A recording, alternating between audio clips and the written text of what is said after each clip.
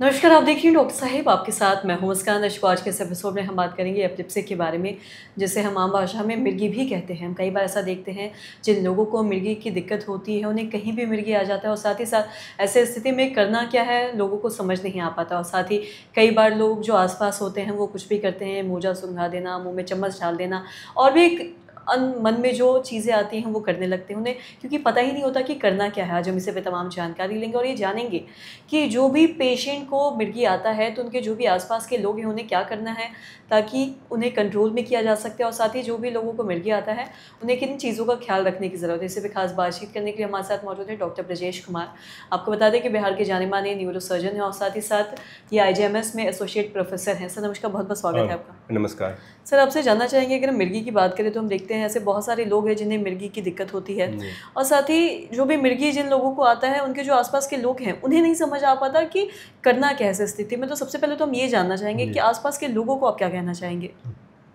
जी, मिर्गी जो बीमारी है वो एबनॉर्मल ब्रेन की एक्टिविटी के कारण होती है। ये किसी भी कारण से हो सकते हैं और ये हर उम्र में हो सकते हैं। ये छोटे बच्चे से लेके ओल्ड एज तक हो सकता है ये।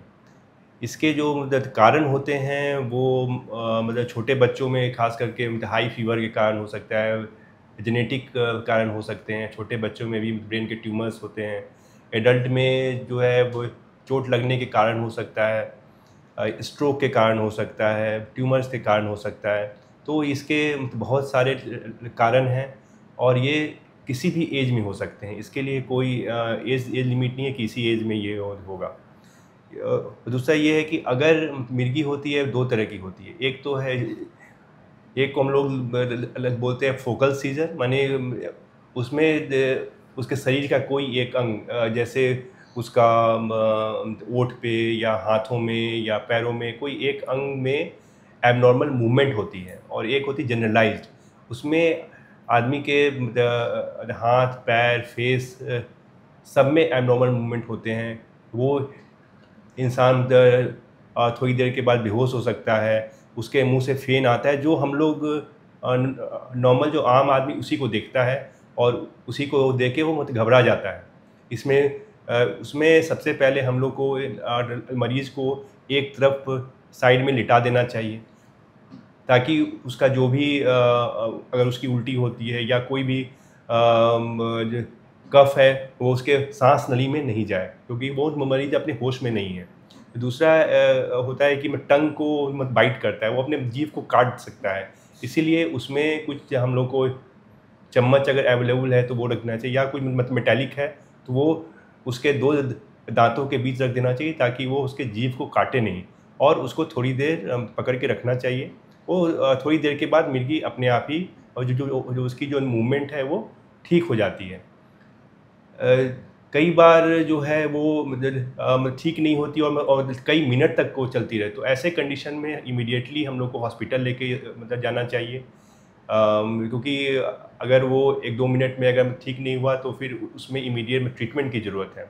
अगर उस रोगी को कुछ भी मुंह में मतलब खाना पीना, इनफैक्ट अगर उसके पास दवा भी है तो इमीडिएटली मतलब कुछ भी देने की मतलब कोशिश नहीं करनी चाहिए उसमें।